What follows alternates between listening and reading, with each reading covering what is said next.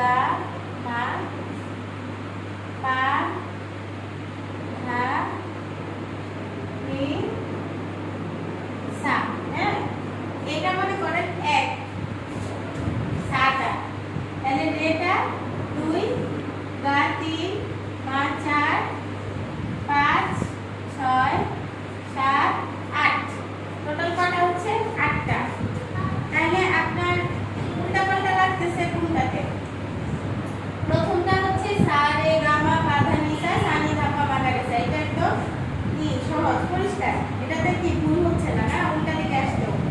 Second হচ্ছে কি সা সা রে রে গা গা মা মা পা পা ধা ধা, তাহলে এটা হচ্ছে 2 2 করে যাচ্ছে, এটাও কঠিন মনে হচ্ছে না, তাই না? আপনার লাগতেছে কোনটা? সা রে রে গা, এটা যেটা এটা উল্টা পাল্টা। তাইলে দেখেন এটাতে কি আসছে? প্রথমে আসছে সা রে, তাই না? আবার আসছে কি রে গা, তাহলে এই চারটা যদি একসাথে করি তাহলে কি হচ্ছে সা রে রে গা, তাই না? এই জায়গাটায় কি হচ্ছে একটু আপনার উল্টা পাল্টা লাগতেছে, তাই না? তারপর একটা রে গার সাথে আবার যুক্ত হচ্ছে কি দেখেন গা মা, তাই না? তাইলে দেখেন গ্রাফটা এদিকে আসছে না, শ্রী গ্রাফটা এদিকে আসতেছে না, না রে গা, তারপরটা দেখেন গা মা, এই গা মা না, তারপরটা আসছে কি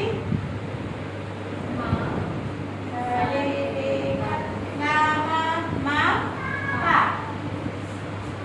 মা পা। দেখেন 1 2 2 3, তাই না? তাহলে ইজি না? এইভাবে মনে রাখবেন। তাহলে আমি যদি পুরাটা লিখি সা রে রে গা গা মা মা পার পরে কি পা ধা, তারপরে ধা নি, তারপরে কি নি সা, তাইলে 1 2 2 3, তাহলে গা মা কি হয় 3 4, তারপর 4 5, তারপর 5 6, তারপর 6 7, তারপর 7 8। দেখছেন একদম সহজ না?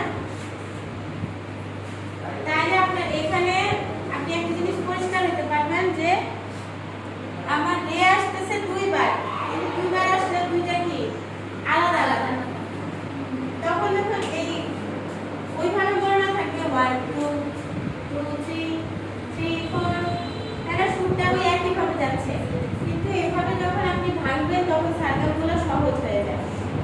আরেকটা জিনিস এরপরে যেটা দিছি সেটা দেখেন, সেটাও একদম সহজ। এতক্ষণ আমরা যেটা করছি সেটা পাশাপাশি, আর এখন আরেকটা লিখে দিয়েছি না, যেটা লিখে দিয়েছি সেটা দেখেন